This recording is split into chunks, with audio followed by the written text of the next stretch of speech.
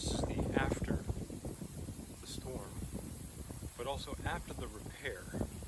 That runoff you saw into the bay will now be blocked by this little barrier. And that little barrier will hold up because of what we're going to show you the rest of the way. This had been an eroded valley. A little gully right down the middle, see to the left of the tree. It still is a bit worn out. This is what 2 hours of shovel work and rake can do. We're walking up the hill at Kent's Point. Now, we used to be a narrow V-shaped gully, is now a broad-based U-shaped walkable area. But this is after the storm. You see the ripples, water flows down here with quite some vigor.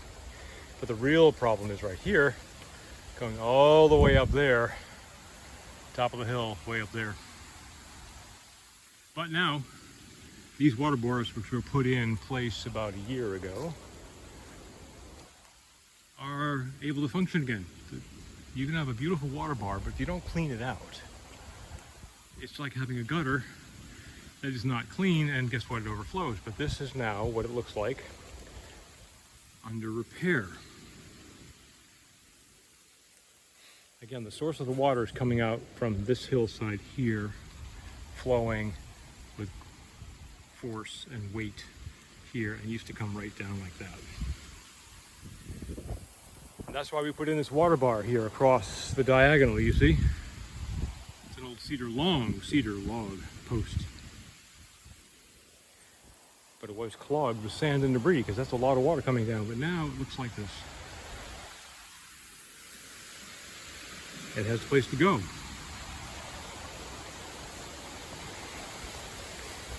Deep into the woods. And all that deep, thick, organic matter that was in that trench, down 3 feet deep, that material is now over here. As opposed to that water collecting in the middle of the water bar where I'm standing and then flowing over, causing a problem, it's now able to collect and sink into that sand, and then, importantly, into the deep organic matter in this area right there. Basic biochemistry tells us the carbon molecule found in all of this organic duff layer, leaves and pine needles and branches and logs that have decayed over a century at least, are full of fungal mycelia, living organisms that bind free-floating phosphate and other nutrients, but most importantly, it's the carbon molecule. Carbon binds nitrate. Carbon is housing for bacteria and fungi that then do their best to remediate any toxins that may be in that water, phosphates. If this were along the road, it would also take care of petrochemicals. So now water flows in here, curls around to the left more on the contour, and has a chance to escape out into the deep woods. Again, more carbon, biochemistry in action, taking care of the nitrate, carbon, nitrogen bonding. Basic rule of biochemistry. Get the water to slow and divert along a contour and collect and soak. And that is how we protect the embayments and the water through the trees there from that runoff you saw at the beginning of the video.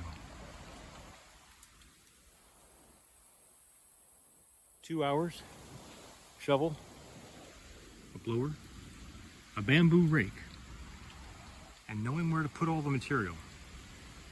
That's really what it takes to heal and clean out what had been an existing water bar.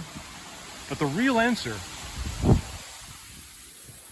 is to divert the water flowing off of this hill in front of us to the left, backwards on a contour, doing the same thing you just saw.